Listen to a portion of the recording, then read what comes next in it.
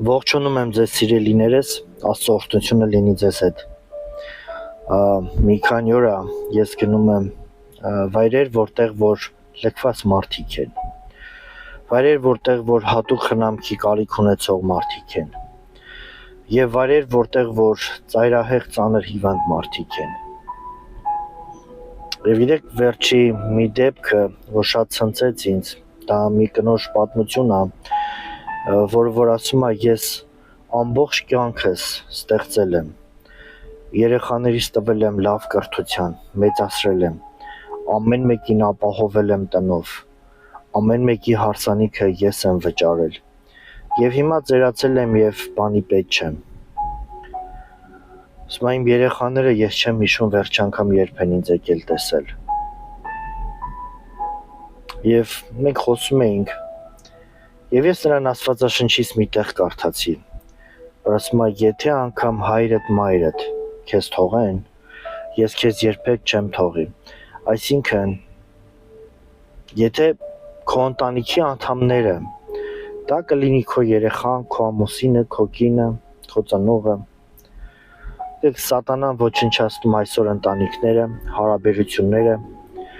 սատանան ոչնչացնում է մարդկային արժեքները, բայց Հիսուս ուզում է վերականգնի,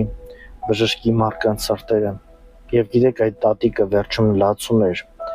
նա փաթաթվել էր ինձ, ասում էր,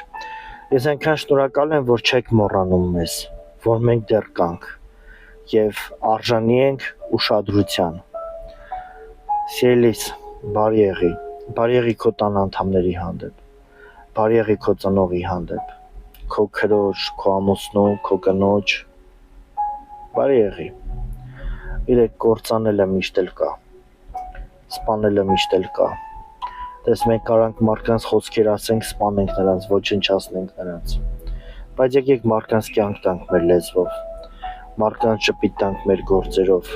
մարդկանց սեր տանք մեր ապրելով։ Սիրելիներս, Հիսուսը եկել է վերականգնելու մարդ Աստված հարաբերությունը,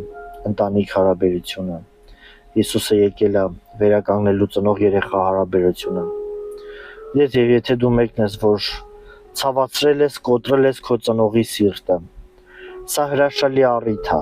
մեկ ամսյա, դու կարող ես քո մոր, քո կրոջ սիրտը շահես։ Սա հրաշալի մեկ ամսյա, որտեղ որ դու կարող ես սովորել քո ամեն մի ամիսը սարքել մեկ ամսյակ։ Ուզում եմ քեզ խնդրել, սիրելիներս, սիրեք մարդկանց, սիրեք, բարձրացրեք մարդկանց, ապրեք ձեր ընտանիքի համար, սիրեք ձեր ընտանիքը